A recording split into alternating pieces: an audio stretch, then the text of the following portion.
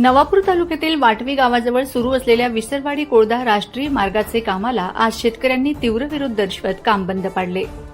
संबंधित जमिनींचे कायदेशीर अधिग्रहण न करता व कोणतीही पूर्वसूचना न देता आमच्या शेतात काम सुरू करण्यात आले, असा आरोप शेतकऱ्यांनी केला आहे।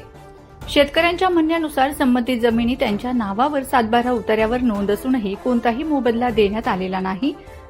तसेच भूसंपादनासंदर्भात कोणतीही नोटीस हरकतीसाठी मुदत किंवा अधिकृत प्रसिद्धी करण्यात आलेली नाही।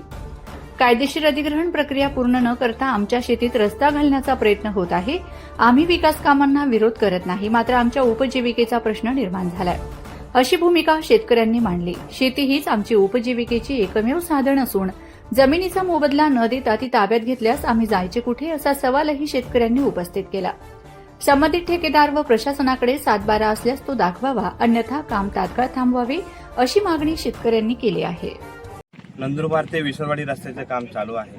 इथं तुम्ही पाहू शकता हजारोंनी शेतकरी आलेले आहेत। शेतकऱ्यांना एक भीतीचं वातावरण आहे, कारण की त्यांच्या सातबाऱ्यावरती त्यांच्या शेतकऱ्यांची नावं आहेत। आमचा एक आदिवासी जिल्हा आहे, सगळे आदिवासी शेतकरी आहे, त्यांना शेतीशिवाय दुसरा काही पर्याय नाही।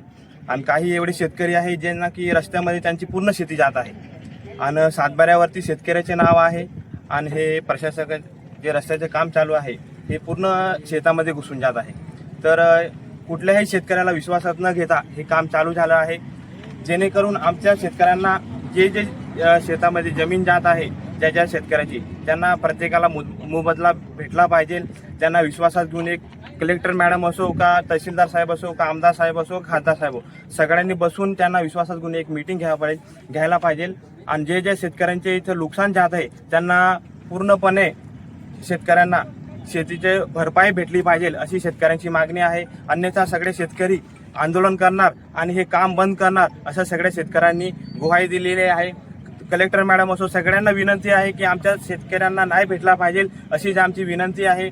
जेणेकरून आम्हाला शेतीशिवाय दुसरा कुठलाही पर्याय नाही। आम्ही शेतीशिवाय काही आम्हाला दुसरा पर्याय नाही। आम्ही कुठे शेतीवरतीच अवलंबून आहे आणि भरपूर लोक आहे की काही लोक त्यांची पूर्ण शेती जात असल्यामुळे तर कलेक्टर मॅडमला आमची विनंती आहे की आमच्या आदिवासी शेतकऱ्यांना न्याय भेटला पाहिजे, जेणेकरून हे रस्त्याचे काम चालू आहे हे थांबवून द्या आणि आमच्या शेतकऱ्यांना मोबदला भेटला पाहिजे, अशीच आमची विनंती आहे।